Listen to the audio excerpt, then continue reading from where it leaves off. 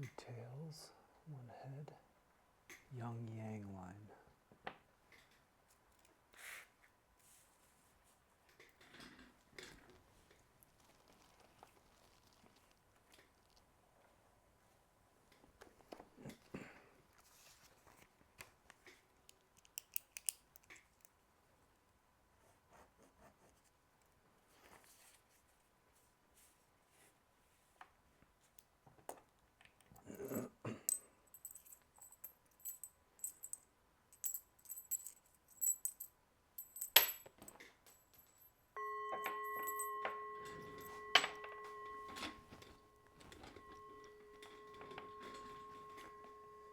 Three tails, 1 old yin line, or changing yin line.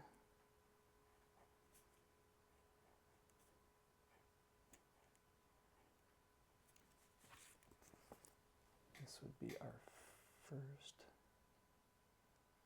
roll as a young yang, and this is our second roll, old yin.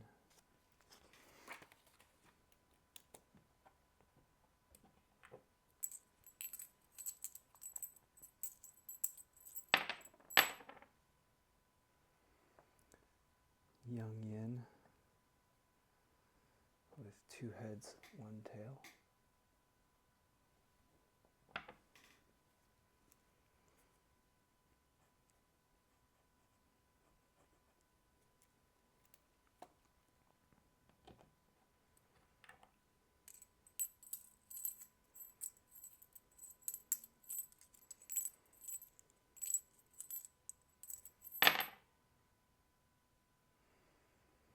Three heads, which would be an old yang line or changing yang line.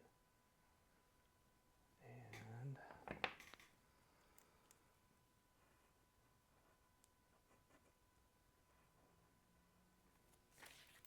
this is how we would write that out.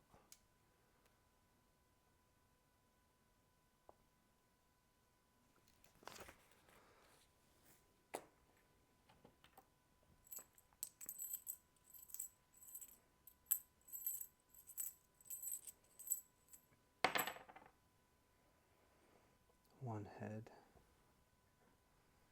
2 tails, 1 young yang line.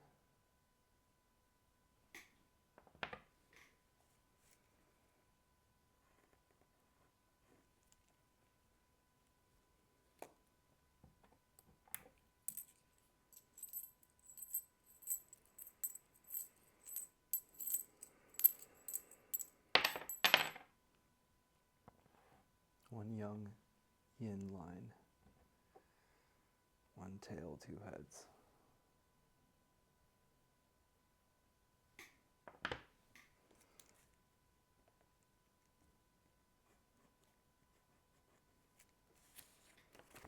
So this is our hexagram.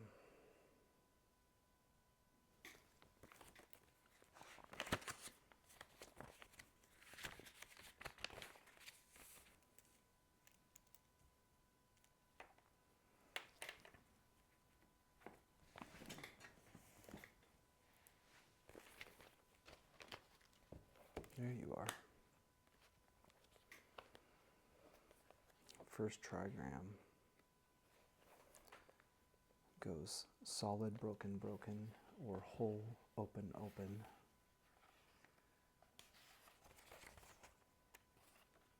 That gives us Zen, thunder.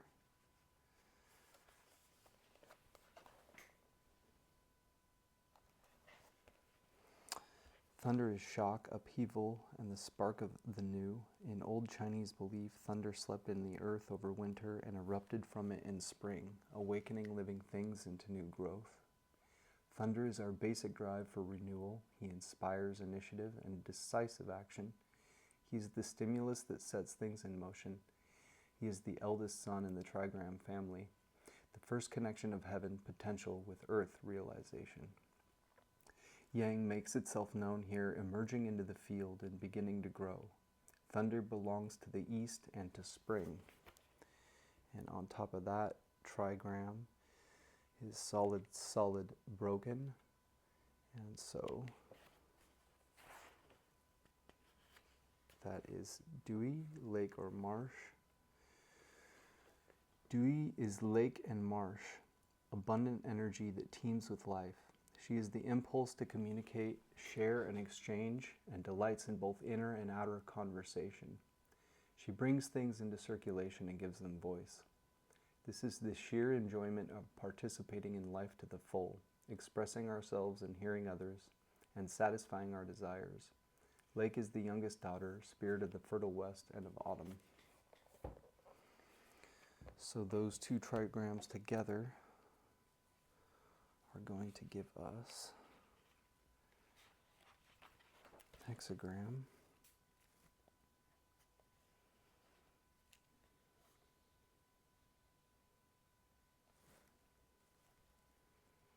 $25.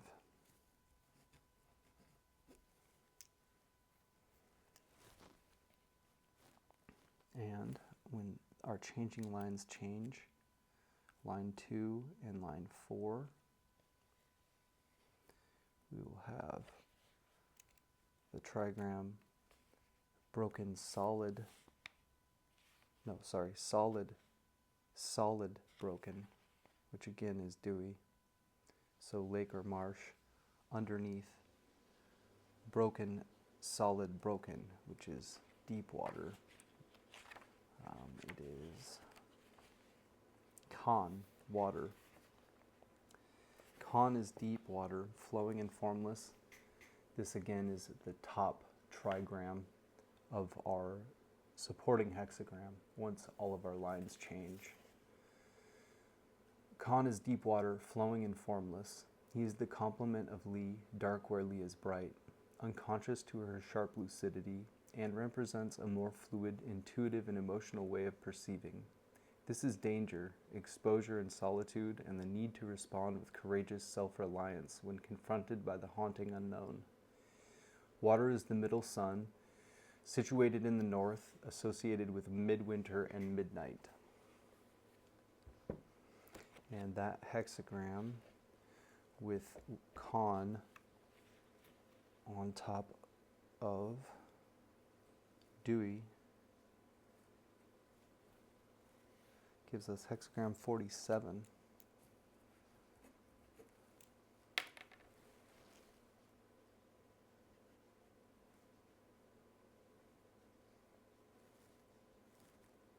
No, it isn't Khan below, it's solid, solid, broken, sorry, apologies, which would be dewy. Yep, dewy beneath Khan. There we go. Gives us a much different hexagram. That would be hexagram 60.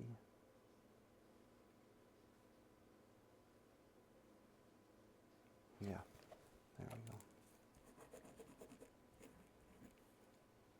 Let's just double check 25 as well.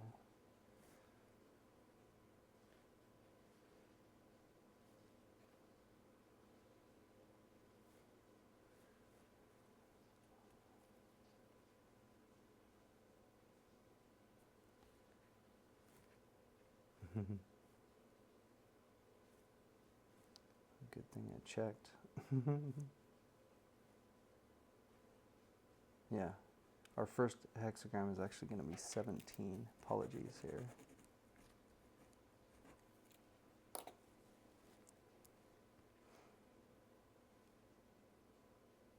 Yeah, and the supporting hexagram of 60. Yep.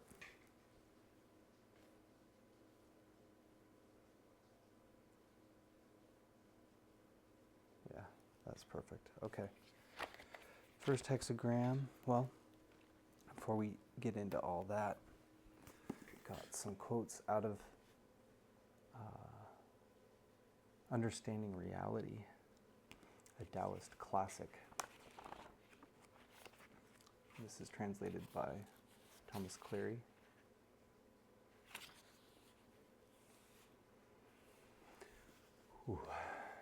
The subtle body of Buddha is omnipresent. Myriad phenomena present no obstacle. If you understand the true reality, I, which is completely pervasive, then you will know the triple world is your house. The Buddha is the essence of true emptiness, which comes from nowhere and goes nowhere. True emptiness is not empty, so its body is most subtle. The essence of true emptiness basically has no body, but because it includes subtle existence, that subtlety is its body. Emptiness without this subtlety is nihilistic, indifferent emptiness. It is not the real essence of Buddha. How can it be omnipresent? How can myriad phenomena present no obstacle? Because of its subtle non-voidness, the body is omnipresent, all-pervasive, because it is empty yet real. Myriad phenomena cannot obstruct it. Because it is omnipresent and unobstructed, it is also called the completely pervasive reality I. Completeness means there is no head or tail, no back or front, no before or after, no above or below, no inside or outside. This is realization of suchness. Pervasion means being present in all places, manifest in all times. It is so great it fills the universe, so fine it enters a hair. This is the subtle body.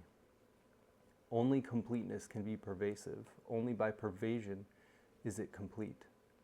The light shines clear and bright, invulnerable to all situations. Therefore it is called the reality I. This is why it is called the treasury of the eye of truth. To understand this completely pervasive reality I is to actually perceive the subtle body of Buddha, which is neither material nor void, yet is both matter and emptiness. Heaven and hell both swept away, the triple world is the one house, the 10 directions are the whole body.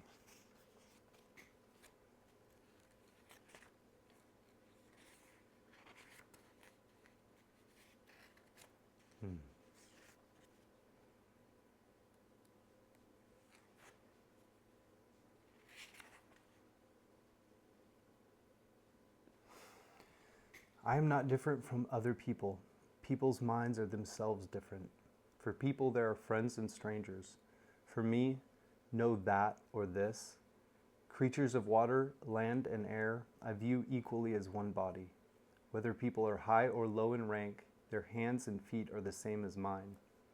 I am not even me. How could there even be you? That and this, both non-existent, myriad bubbles return to water. The title of this verse is Equalizing Beings, which means equally seeing others and self, friends and strangers, fish, animals and birds, people in high and low ranks as one body alone. The important point of this verse is in the line, I am not even me.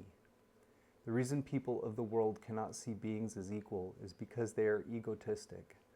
If one can be selfless, how can one know there is a second person? With you and me, both forgotten, myriad beings all empty, they are equal of themselves without being equalized.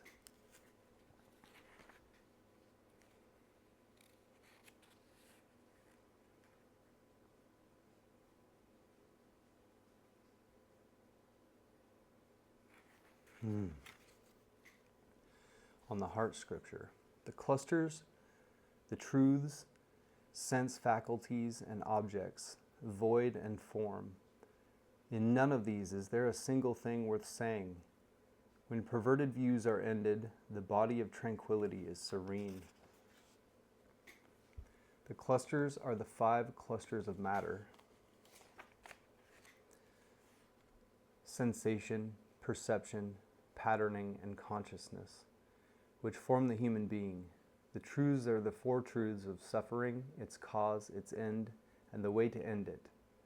The sense faculties are the 6 organs of eyes, ears, nose, tongue, body, and intellect.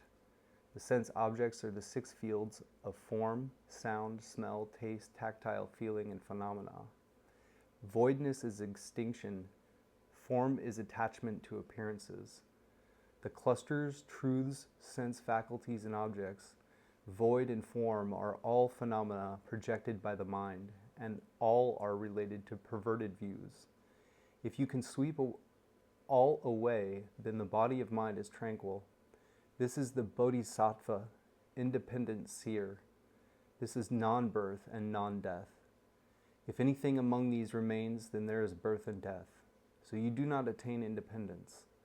If you arrive at constant independence with no birth and death, then everything is pure. No sin or merit. Walking all day without ever walking, sitting all day without ever sitting. Doing good does not make merit. Doing evil involves no sin. If people today have not clarified the mind, do not act arbitrarily, clinging to these words. After dying, you will see the king of the underworld and have trouble escaping being boiled or mashed. The title says there is no sin or merit. What does this mean? Sin and merit both come from the mind. Mindfully doing evil is mindfully committing sin. Mindfully doing good is mindfully seeking merit. Good and evil, sin and merit, all exist dependent on mind. If you reach the state of mindlessness, you are not even conscious of walking or sitting. How could you be conscious of good and evil, sin and merit? This is why it says doing good does not make merit and doing evil does not involve sin.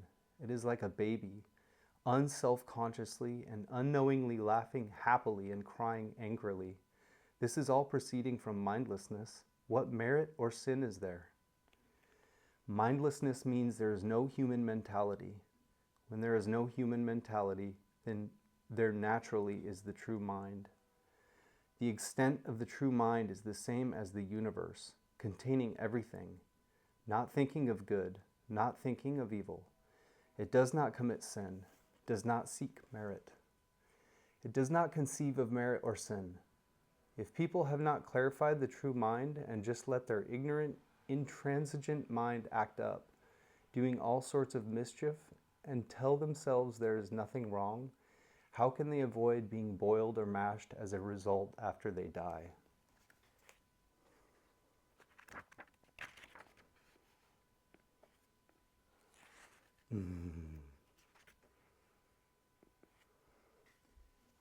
If you cultivate practices and charity while dwelling on appearances, the resulting rewards will be limited to celestial and human spheres.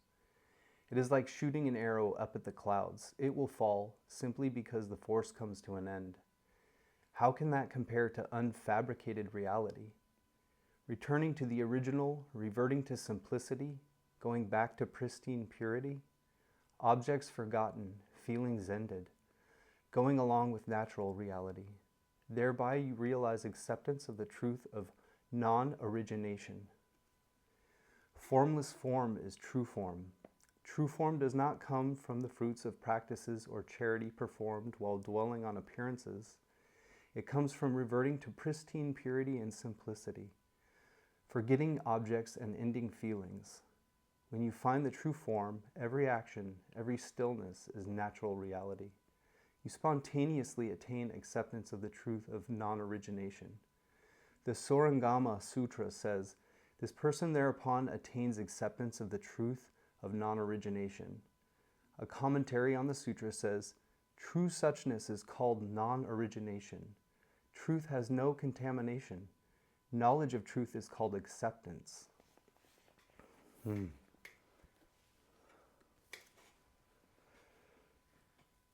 getting into the Taoist I Ching, written by I-ming in 1796 and translated by Thomas Cleary. I-ming was a Taoist adept. We're going to start out reading Hexagram 17, following. Following is greatly developmental. It is beneficial if correct. Then there is no fault. Explanation. Following means going along. As for the qualities of the hexagram, above is lake, joyous, and below is thunder, active. It means self and others in accord, others rejoicing when one acts, acting to the delight of others. Therefore it is called following.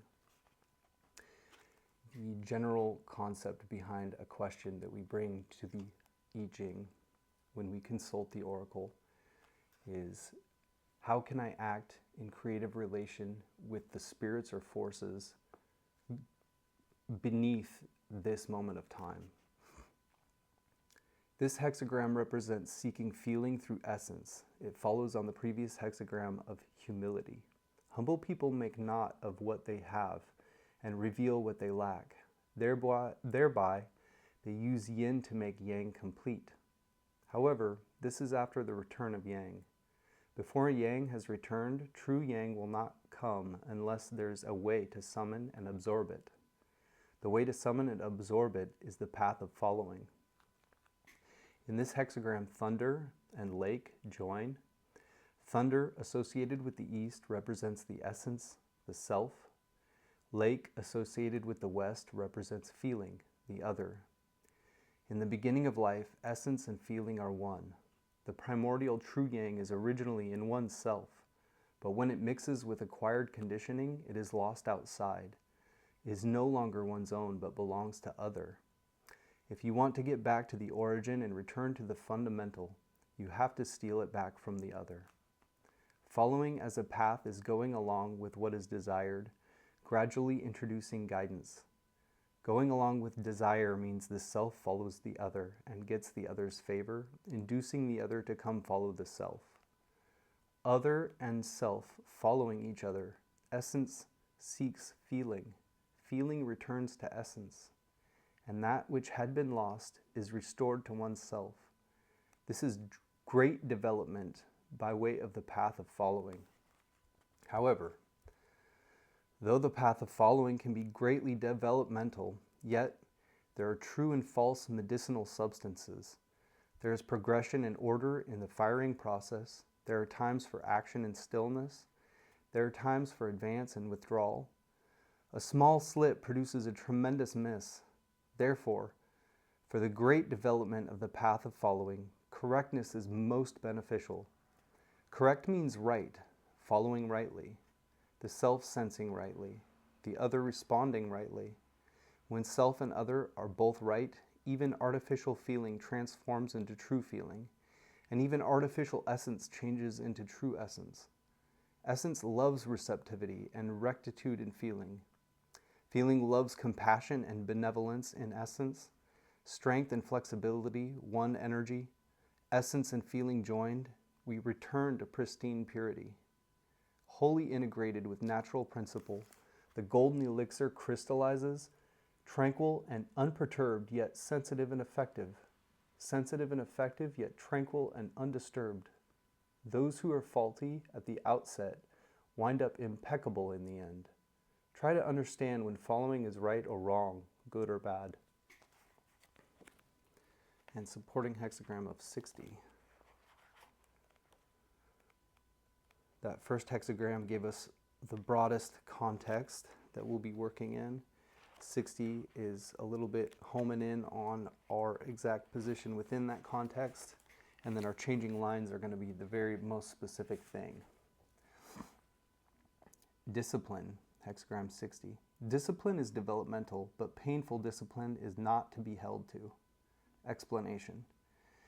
Discipline means having limits that are not to be exceeded.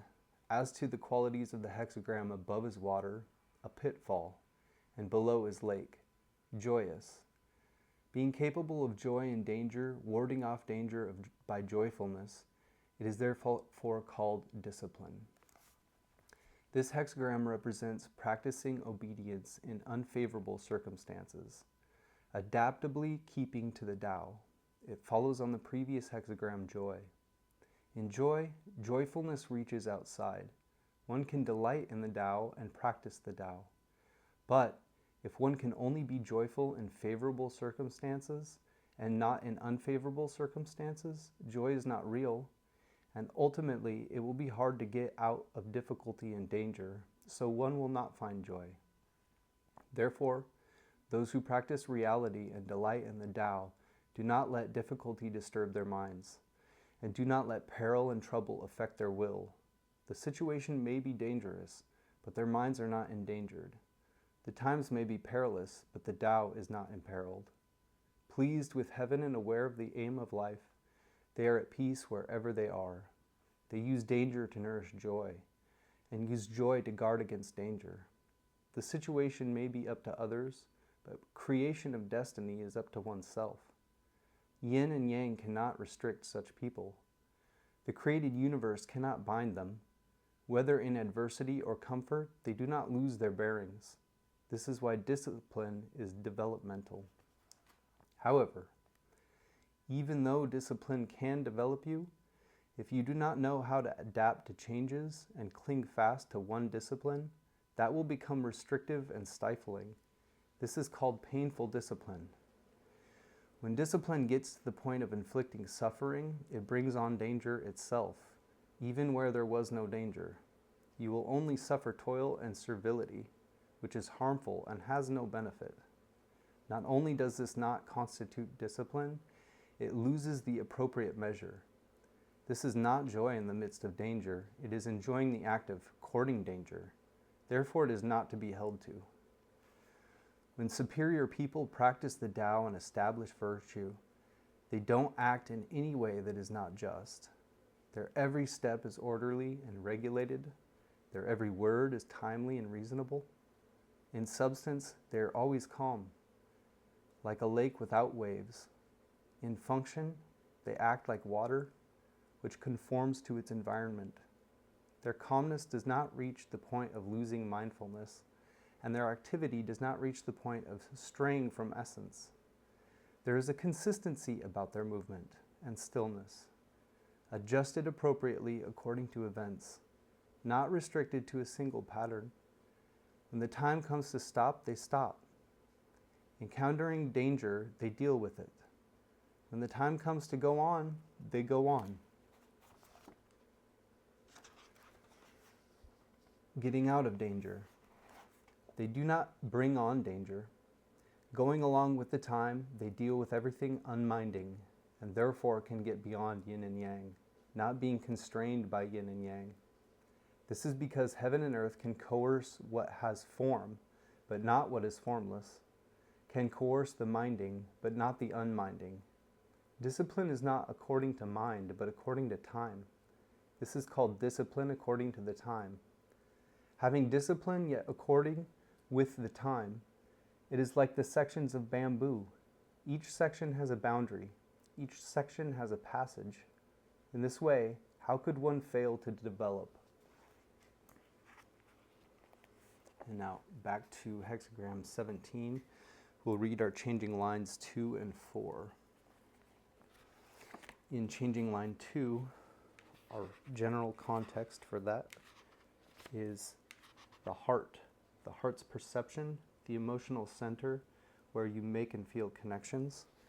And when we read line 4, it'll be in the context of the capacity for action, asking how the work can be done.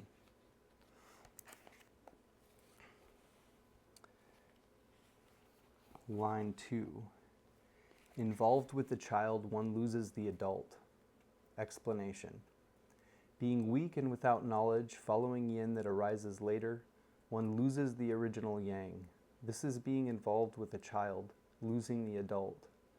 This is following that is weak and loses reality. Changing line 4. Following has gain. Even if right, it is inauspicious. Truthfully remaining on the path, using understanding, what blame is there? Explanation. If one is strong and yet can follow, following strength will surely result in gain. However, strength following strength is excessive strength, and is inauspicious even if correct. Strength had better be used with flexibility and gentility, truthfully remaining on the path, understanding right and wrong, true and false, knowing when to advance and when to retreat, not bringing on blame and being blameless oneself. This is the following of strength, trusting in the Tao. And now we will read hexagrams 17 and 60 out of the back of this book. There's a shorter commentary section.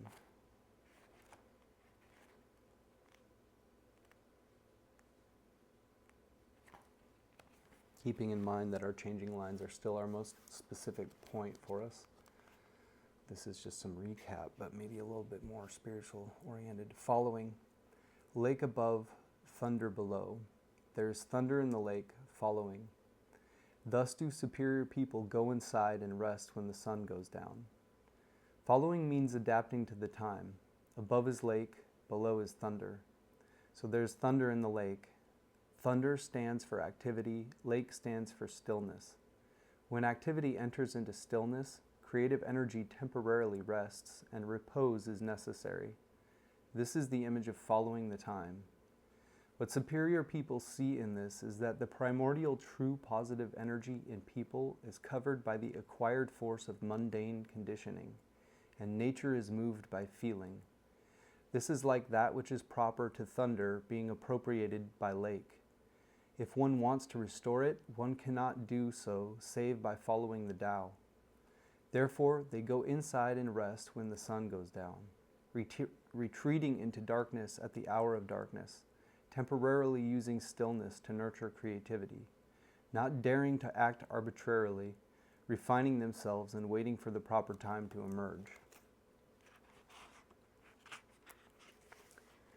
Resting when it is time to rest is what is referred to by the saying, if you want to take, you must give. This is particularly critical when thunder goes into lake. When the killing force is strong and the vivifying force is weak, this is the extreme of darkness. If you impetuously set to work at this juncture, not only will the vivifying force not return, but this will stimulate the killing force to go out of control. So just go inside and rest when the sun goes down. First be still before you act. The active follows the passive. The passive then follows the active. Taking over this mechanism is imperceptible to anyone. And then hexagram 60.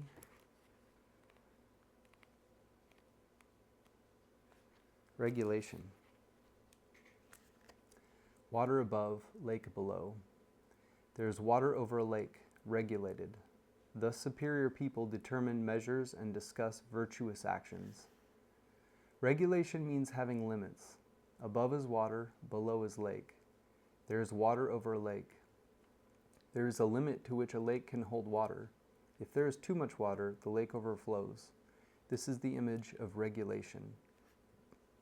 What superior people see in this is that establishment of virtue is the basis of everything that people should do or not do, and they should not act arbitrarily. This is called regulation. However, there is a way of changing adaptably according to the situation. If one holds to one regulation to the end, one's practice will not be successful, but will instead damage one's character. Therefore, regulations must be distinguished. So superior people determine measures to discuss virtuous actions. The 365 days of a year is one of 4 ways of measurement. The yearly cycle is also divided into 4 seasons, 8 divisions, and 72 periods, each with its boundaries. These are measures. People are born with certain measures of earthly and celestial energies of the 5 elements, so they have the virtues of the 5 elements. When they act without losing those virtues, that is virtuous action.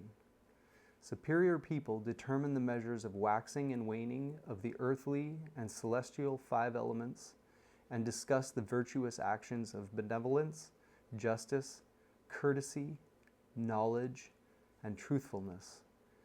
This is to cause people to be benevolent when it is appropriate to be benevolent, to be just when it is appropriate to be just, to be courteous when it is appropriate to be courteous, to be knowing when it is appropriate to be knowing, and to be truthful when it is appropriate to be truthful. They also discuss how the 5 virtues are one energy, how the earthly and the celestial work together without bias or partiality. This is because they want people to embody the virtues of heaven and earth as their own qualities, and the processes of the 4 seasons as their own conduct.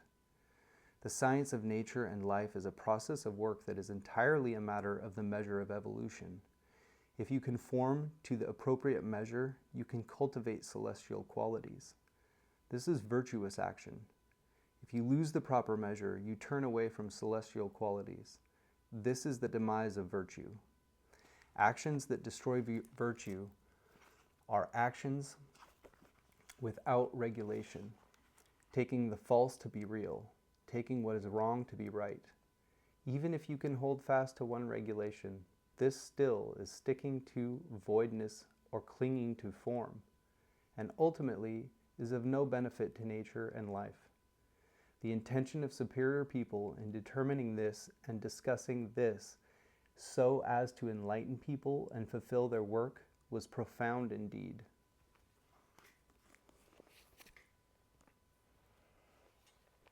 Now turning to Hilary Barrett's I Ching, Walking Your Path, Creating Your Future. Just going to try and put the rubber to the road. Following, hexagram 17. How are things flowing? And how can you move with them? Where are you being nudged and guided? Oracle, following, from the source, creating success, constancy bears fruit, no mistake. Energy flows strongly into life's landscapes, bringing a great creative drive from the source through towards fulfillment. Following it means a willingness to honor the flow and align actions with it. You can know your ideal and then allow it to meld with the natural current. Following signs and nudges and allowing them to draw you onward. Then you may experience following as an effortless flow of supportive synchronicities, or you may experience it as events unfolding in accordance with their own schedule and failing to keep to yours. It can seem as if simply allowing yourself to be guided by the current is not enough, and you ought to be doing something. But moving with the creative process is not a mistake. Image. At the center of the lake is thunder, following. A noble one at nightfall goes inside for renewal and rest. In spring, the dragon flies out over the fields and brings rain, but over winter he sleeps at the bottom of the lake. As the dragon and the noble one know, energy is stored up below the level of conscious activity, and so to connect with it, you need to go inside and sleep. Instead of obsessively pursuing your desires, stop and rest in accordance with the season. Sequence. Following comes from hexagram 16, enthusiasm. Enthusiasm naturally means following. When you have a great vision, things and people are naturally carried along by it, and it could be that what first visited you as inspiration corresponds with a larger, more fundamental energy that you experience now as an inner momentum to events. Pair. Following is paired and contrasted with hexagram 18, corruption. Following has no causes, corruption, and then order. Following, you live in the present. Events are not experienced as the effects of causes, they arise spontaneously in the moment. But corruption marks a time for investigating the causes of negative effects, setting life on a more solid foundation. Then hexagram 60. Measuring. This is going to be, the one we just read was our broad context. This is going to be a little bit more honed in on us. Key questions. What limits apply here? What agreements are at work? Does everyone understand them and find them palatable? Do you? Oracle. Measuring, creating success. Bitter measures do not allow for constancy.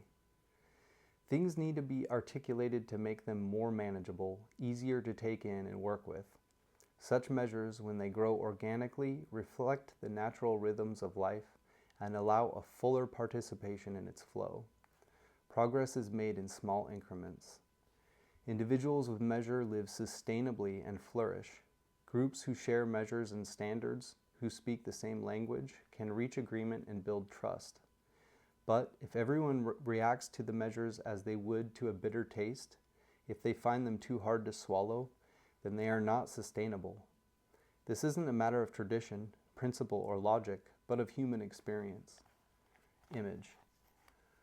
Above the lake is the stream. Measuring, a noble one works out and reckons the measures, reflecting on character and action.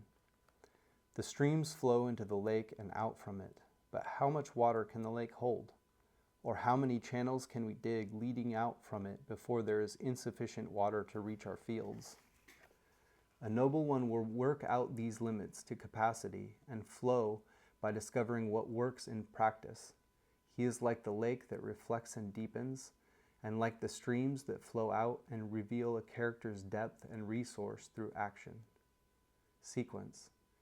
Measuring follows from hexagram 59, dispersing. Things cannot end with spreading out, and so measuring follows. When artificial limits have dissolved away, it's time to develop organic, authentic ones. People need boundaries. Coming back to hexagram 16, we'll read changing lines 2 and 4, keeping in mind again. Line 2 is the heart's perception, the emotional center where you make and feel connections. And line 4 is the capacity for action, asking how the work can be done. In line 2, bound to the small child, letting the mature man go. The child is still unformed and open to all possible futures. He is more guided by interaction with others than by a personal sense of direction. He is light and spontaneous, not settled and responsible. You're tending to bind yourself to the small child. If you do so, you lose the mature man.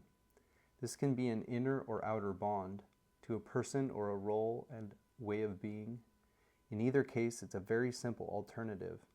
You cannot be or have both.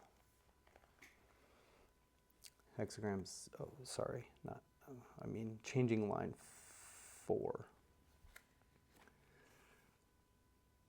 Following makes a catch, constancy, pitfall. With truth and confidence, holding to the path with clarity, how can this be wrong? There's a fine line between following an ideal and becoming so intent on your goals that you lose touch with immediate reality, especially if your goal is to receive some particular response you've come to depend on. It's the difference between holding confidently to what is here, the present moment, your path and its direction, and clutching for a false security. Being in motion on your path, allowing yourself to be guided, is never a mistake.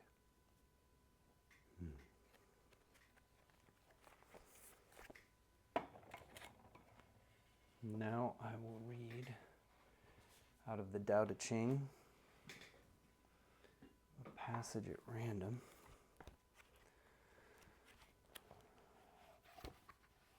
'59.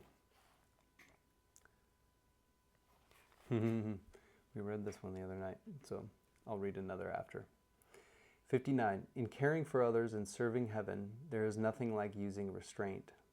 Restraint begins with giving up one's own ideas. This depends on virtue gathered in the past. If there is a good store of virtue, then nothing is impossible. If nothing is impossible, then there are no limits. If a man knows no limits, then he is fit to be a ruler. The mother principle of ruling holds good for a long time. This is called having deep roots and a firm foundation. The Tao of long life and eternal vision.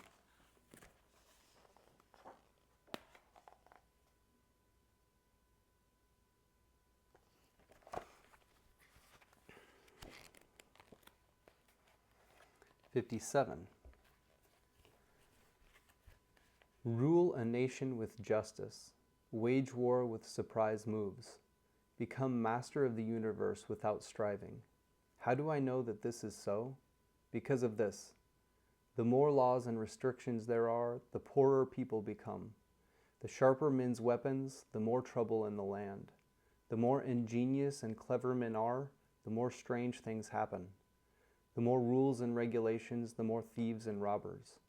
Therefore the sage says, I take no action and people are reformed. I enjoy peace and people become honest.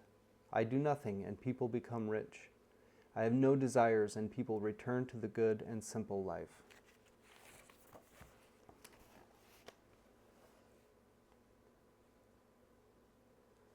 And maybe just so we get a sense that not all of the Tao Te Ching is political in nature. Let's read 29. Do you think you can take over the universe and improve it? I do not believe it can be done. The universe is sacred. You cannot improve it. If you try to change it, you will ruin it. If you try to hold to it, you will lose it. So sometimes things are ahead and sometimes they are behind. Sometimes breathing is hard, sometimes it comes easily. Sometimes there is strength and sometimes weakness. Sometimes one is up and sometimes down. Therefore the sage avoids extremes, excesses, and complacency.